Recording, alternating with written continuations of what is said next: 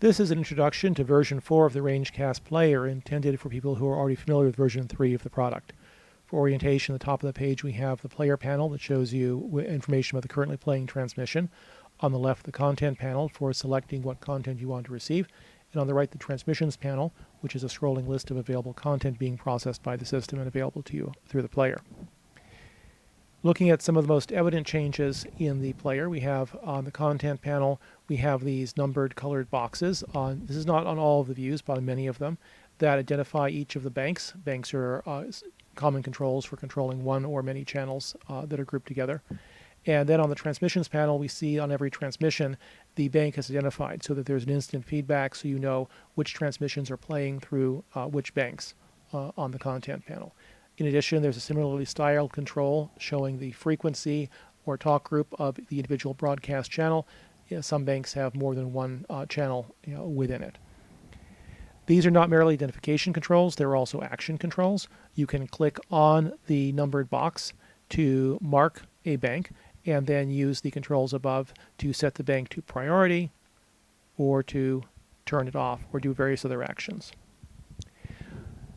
A second major change that's visible in the Rangecast player is we've added what are called waterfall displays. These are time charts that show you the level of activity on a channel. The waterfall displays in Rangecast are similar in time to the time slider, which can switch between 1 and 24 hours.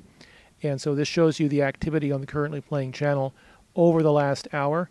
Brighter is more activity, and when it's more towards the red, that means more content than is usually found. Blue is less content than is usually found on average for a given channel. We'll go over to the content panel now and step through the options there for how information is displayed, what's rendered. We're looking here at the library mode, that's the first icon, which is an index of all of the available banks to you on your through your player.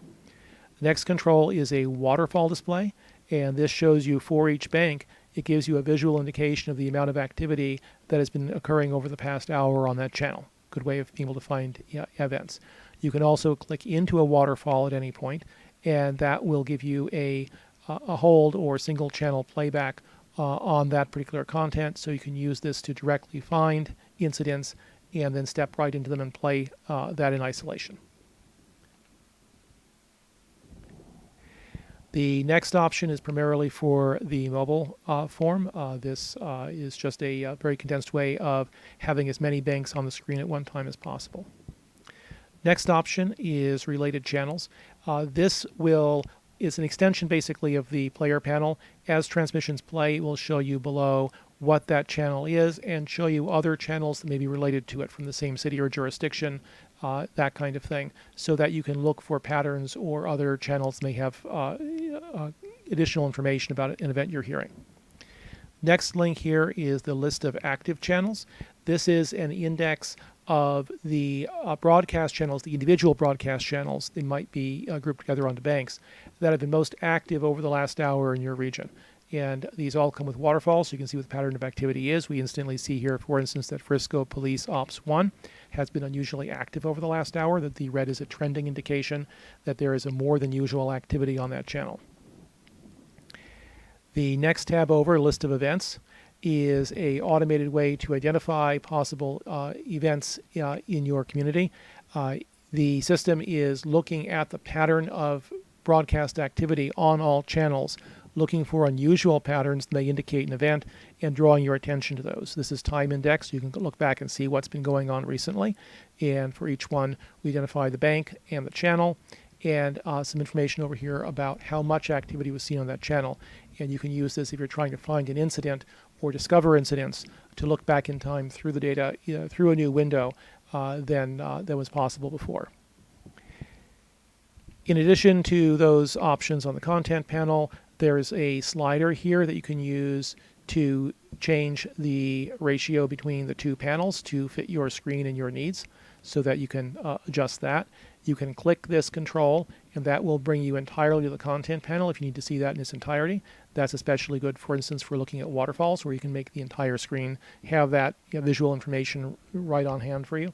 You can click the control again to bring it back and have the transmissions panel once again.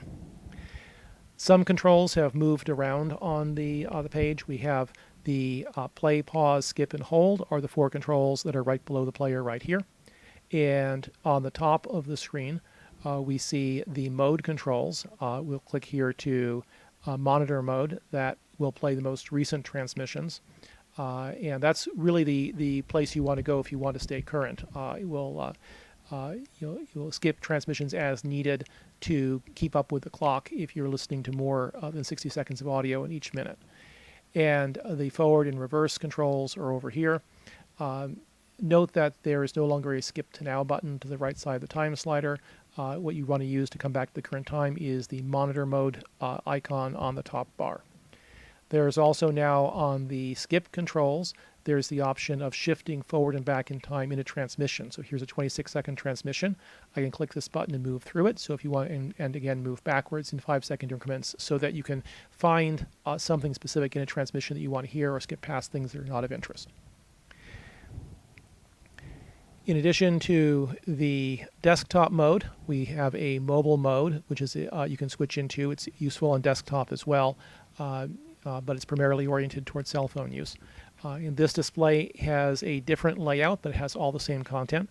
We have each of the content panel options available here, and you see Compact here is designed for having finger-sized controls for turning banks on and off on cell phones. So all the information available on desktop is available through mobile, and it's a nice full-screen interface, so it's useful on desktop as well. It will usually show only one row of controls so that you have the most important controls available, but as much screen is available for other things as possible. You can click on this vertical arrow button to expand the controls. Now you have the full set of controls that you have on desktop, arranged differently, but in a way it's oriented towards the mobile user. The way you get to and from between desktop and mobile is the mobile indicator. On wide screens, it's available on the top row. On smaller screens, you may need to expand that and come down here to switch back to desktop. The views drop down here now has some automated views in it that are different from what was there before. There are automated views of different sizes. So we have a basic. Let's move over to the library here where you can see all the banks. There's the basic presentation that has just 20 banks. And then these can be expanded out into a small, a medium, and a large. These have the same content, but it's having increasing granularity, smaller and smaller buttons with more specificity as you get to larger layouts. Smaller ones are more useful if you have smaller screens, so you can choose the right size to fit your needs. Those are automatically generated by the player. They are responsive to the levels of activity in your region, and if there is an incident, typically it will bring out channels that are becoming active onto the player for you. That, however, only happens when you load the view, so if you're turning banks on and off, it's not making changes on top of you. If you want to refresh at any time, hit the reset button, and that will refresh the selection of channels to match the current environment.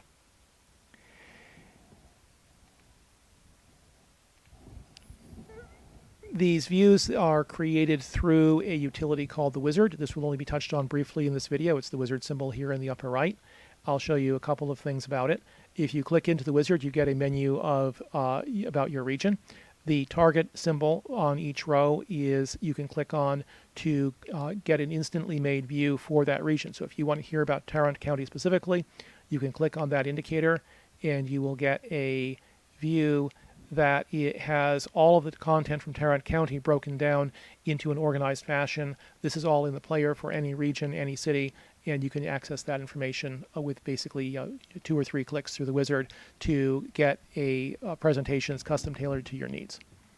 You can also, in the Wizard, you can manually select what you want to receive. So if you want Tarrant and you also want a few other regions brought in as well, you can specify the regions you want by clicking on them and turning them green, and then you can click the Try View in the upper right, and now we have a view that has the specific regions I've added with some outlying counties all brought in. So you can mix and match exactly what you need on the fly through the Wizard with just a few clicks.